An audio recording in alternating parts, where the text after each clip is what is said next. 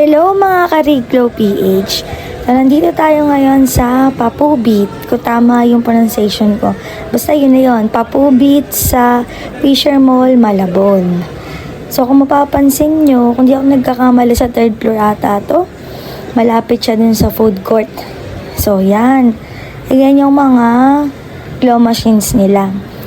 Nung nakarang linggo, nakakuha ako dito ng isang stop toy sa halagang 100 pesos. So, sa 100 pesos, 12 tokens yon kasi 10 pesos each. And then, kapag 100, may plus 2. So, 12 tokens. Ngayon naman, itatry natin.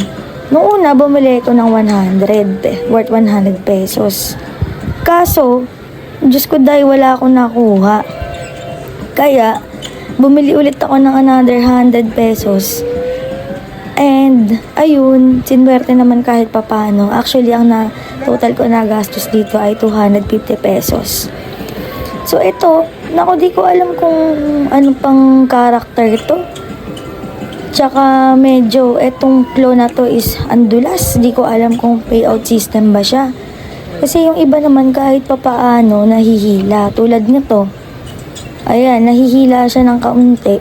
Pero, hindi ko na tinuloy na ilapit sa shoot. Yan, penguin ba to? Mukhang ibon. Yan, so nakatatlong beses din ako dito. Halos di masyadong gumagalaw. Kaya tinry ko yung iba. Yan, tingnan nyo. Oh. Buhat konti, pero halos walang usog eh. Di siya, yan, ganun lang. Tapos naiurong niya. Pabalik, paatras dun sa shoot. Pero maganda naman dito, marami siyang laman. Kumbaga kahit medyo mataas yung harang niya dun sa shoot, merong mga claw machines na kumbaga mas mataas, kaya kahit nakakailang try ka, kahit paano, may makukuha ka naman kung may tiyaga ka. Syempre gagastos ka din. Ayan, binalikan ko rin to kasi nga nakaka-attract yung malapit sa shoot, pero wala, scam to eh. Scam to para sa akin eh, kasi nakakailan na eh. Tsaka pag binabalikan ko siya, before me, may before me, merong mga sumusubok. Tapos ganyan din, napakadulas. Hindi tulad nito, etong tiger na to.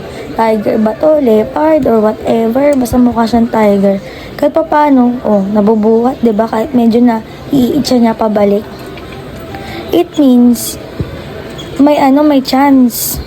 Tapos mataas siya, mas mataas siya dun sa may harang.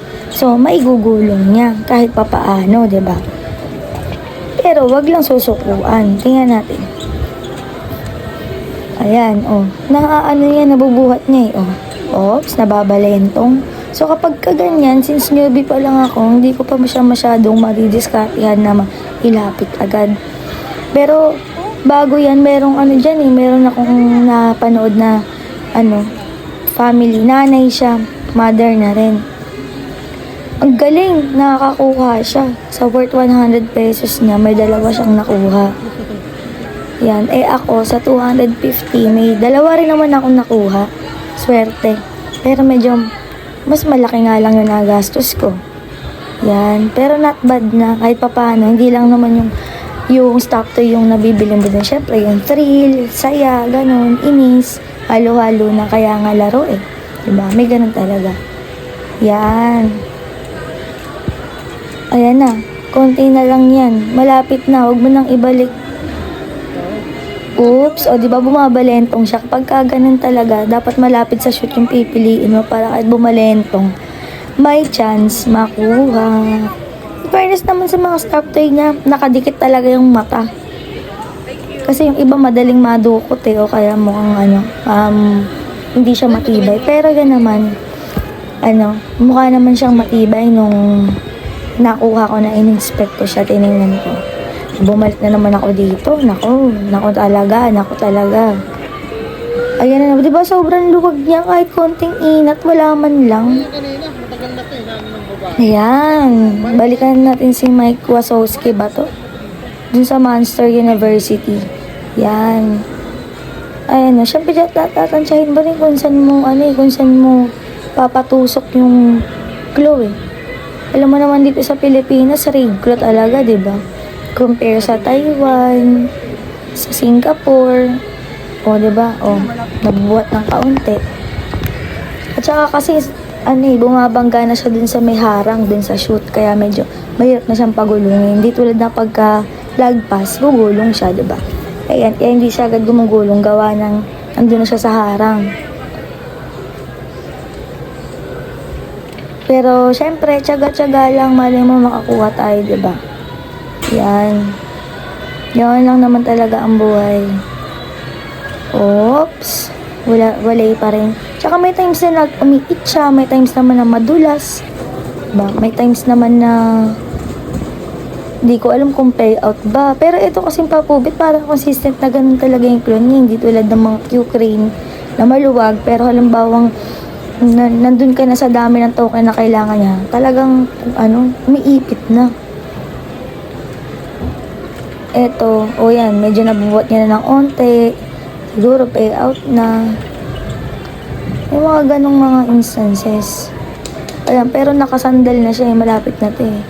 Oops, diba? Kahit nabitawan niya, dahil nakasandal na talaga siya ng bonggang-bongga, nakuha na rin. Yan, not bad. In fairness naman dyan sa sa stop toy na to, mga stop toy sa papubit, magaganda naman siya.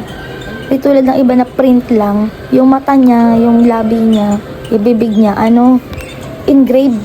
Kumbaga tahi talaga. Kasi may nakakuha ako sa Q-crane yung para siyang si Daisy Duck.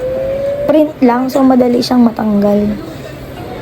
Ayan, so all in all, sa gastos kong 250 pesos, ang nakuha ko lang is si Mike Wazowski, tsaka yan si Baby Leopard ba yun or Tiger. Eto, binalikan ko naman, wala talaga, madulas pa sa palos. Kaya pipili ka rin talaga ng claw machine na nagbibigay kahit papano. Kasi yung iba, pag sobrang dulas, nakakatalaga dyan, baka hindi ka makakuha. Yun lang, mga Kariklo PH.